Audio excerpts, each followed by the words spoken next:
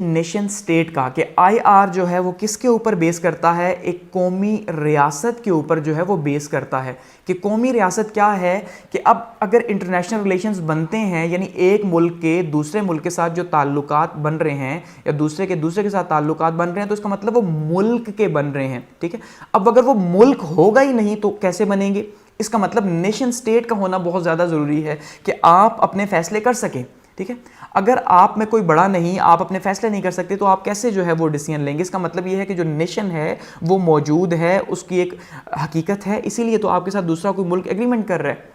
आपके साथ एग्रीमेंट कैसे हो सकता है? लेट सपोज बात फिर वहीं पे आ जाती है, वो मुल्क, अब जैसे मिडिल ईस्ट की आप बात करते हैं, अब मिडिल ईस्ट में आप देखिए क्या हो रहा है वहाँ पे आप शाम में देखिए, इराक के अंदर देखिए कि वहाँ पे आपको एक सोवरेनिटी नज़र नहीं आएगी, आपको एक नेशन स्टेट नज़र नहीं आएगी। जब नेशन स्टेट नज़र नहीं आएगी तो वहाँ पे किसके साथ एग्रीमेंट होगा? वहाँ पे दूसरा मुल्क है वो क्यों आके किसके साथ एग्रीमेंट करेगा? तो इसका मतलब नेशन स्टेट का होना बहुत ज़्यादा ज़रूरी है। इसके ऊपर मैं ऑलरेडी हिस्ट्री ऑफ जो इंटरनेशनल रिलेशंस हैं उसमें पूरी डिटेल से बात कर चुका हूँ, नेशन स्टेट के एवोल्यूशन के हवाले से। ठीक है, तो आप वहां पे उसे जाके देख सकते हैं प्लेलिस्ट के अंदर।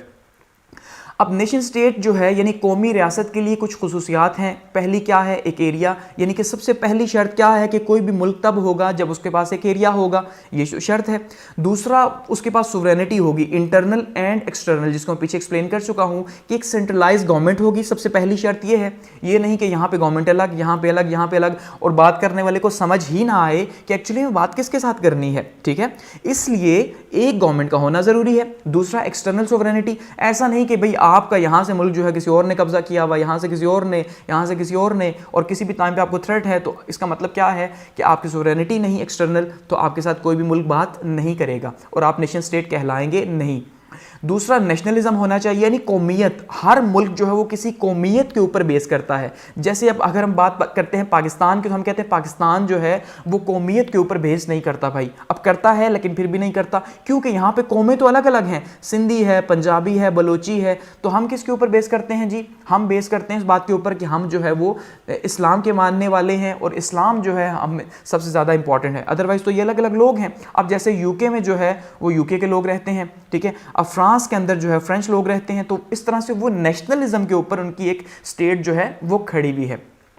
और वहाँ पे एक परमानेंट आबादी भी है, परमानेंट पॉपुलेशन भी है कि वहाँ पे आबादी मौजूद है, और नेशनल पावर जो है उनकी मौजूद है। इसका मतलब अब जब सोवरेनिटी होगी तो ऑब्वियसली वहाँ पे नेशनल पावर भी होगी, नेशन एक प्रैक्टिस कर रही होगी, और वहाँ पे एक गवर्नमेंट होगी जिसके थ्रू, उस गवर्नमेंट के थ्रू जो है वो ताकत का मुजाहरा किया जा रहा होगा या अपनी ताकत दिखाई जा रही होगी। क्योंकि सिर्फ स्टेट यानी एरिया का होना, लोगों का होना, ये तो पुराने ज़माने में भी था, लेकिन गवर्नमेंट नहीं थी, कोई स्ट्रक्चर नहीं था, इंस्टीट्यूशंस नहीं थे, तो इसका मतलब वहाँ पर वो नेशन स्टेट नहीं थी। ठीक है, इसलिए इन चीज़ों का होना बहुत ज़्यादा ज़रूरी है ताकि आईआर डेवलप हो सके। अब मॉडर्न नेशन स्टेट की बात करते हैं तो इसकी एवोल्यूशन, जैसे मैंने कहा कि मैं आईआर में डिटेल से डिस्कस कर चुका हूं कि एंशिएंट टाइम्स में हमें कोई नेशन स्टेट नहीं मिलती, और मिडिल एजेस में हमने देखा आहिस्ता आहिस्ता जो है खास करके यूरोप में जो है वो जंगें छिड़ी रही, और उसके बाद जो ट्रीटीज साइन हुई वहाँ पर उन ट्रीटीज़ के अंदर जो है वो फिर नेशन स्टेट का हमें कॉन्सेप्ट सामने देखने को मिलता है। उसके बाद खास करके फर्स्ट वर्ल्ड वॉर में और उसके बाद सेकेंड वर्ल्ड वॉर में हमें देखने को मिलता है कि सेकेंड वर्ल्ड वॉर के बाद आज जो हमें